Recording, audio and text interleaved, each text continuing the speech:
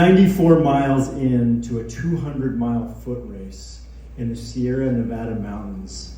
It's dark, pitch black. I'm freezing cold. I'm lying face down on a dirt trail, puking my guts out. I'm trying hard not to DNF, which is code for did not finish. This is the ultimate badge of shame for an ultramarathon runner. This is supposed to be the race of my dreams, and it's falling apart, and I am devastated. I want to DNF this race. I want to DNF life. I'm not in a good place. Not even those little red flowers can give me inspiration right now that I saw along the first 2 days of the course. I probably shouldn't be an ultramarathon runner.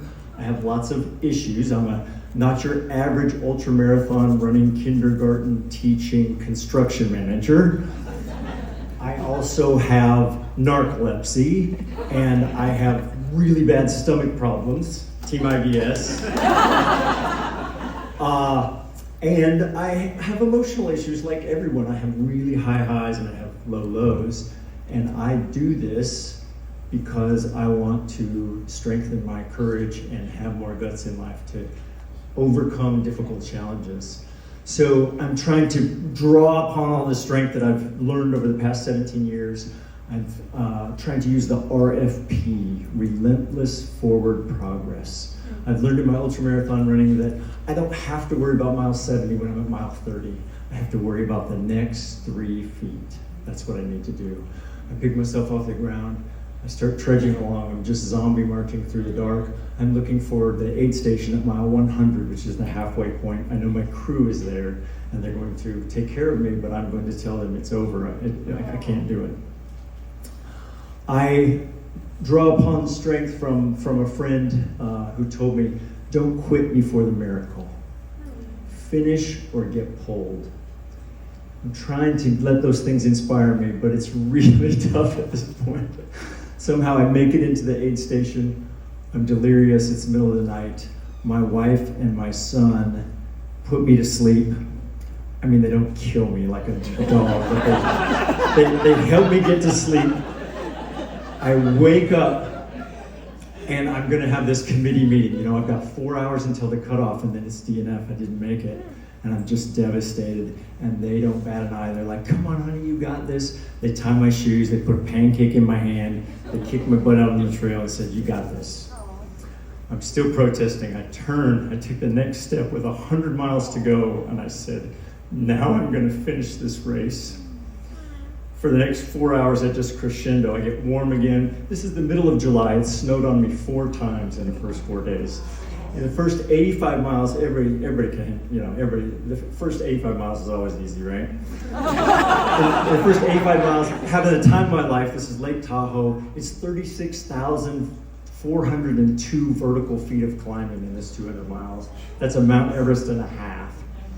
The trail is beautiful. People are crazy like me. We're having a great time. The views are amazing. And every once in a while, I'm seeing these red flowers. They're just these beautiful, bright red flowers that are like made of, they look like plastic or rubber. The stem and the bulbs, they're about a foot tall. And it's only every couple of hours I see one just standing by itself against the background of the green and the brown.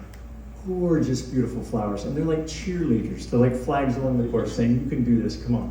So inspired by them. So I start seeing them again. I'm getting to mile 20 and I just think, I only have 80 miles to go. How great is this?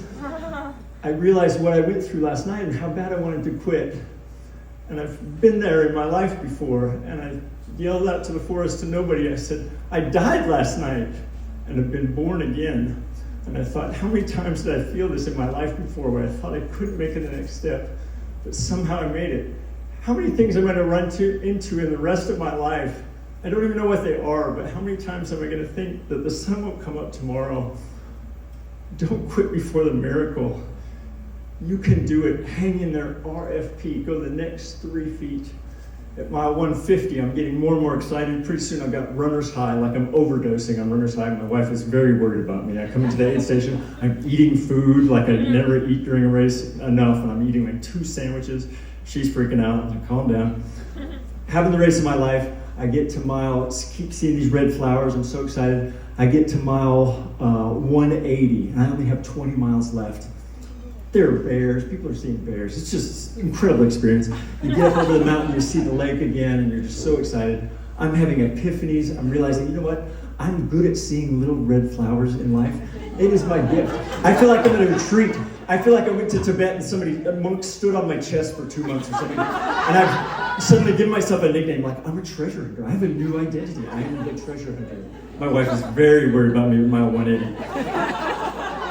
But I think that is my cause in life. I need to help people see those little things in their life. I need to help people not to DNF, right? I need to help people to carry on, to press on to RFP, relentless forward progress. I run into another guy. I start talking to him. I tell him my whole story, and he turns to me and says, "What red flowers?" And he's been in the same race for 3.5 days. And I thought, I have work to do. I have work to do. I wasn't hallucinating. The red flowers are real. I finished the race strong, happy. I run through the finish line. I said I never would have believed this was possible if I didn't do it just now. And I could have quit. Think what I would have missed if I would have given in to that DNF, if I didn't persevere and take those next 3 steps, and if I didn't have that inspiration to not quit before the miracle. Thank you.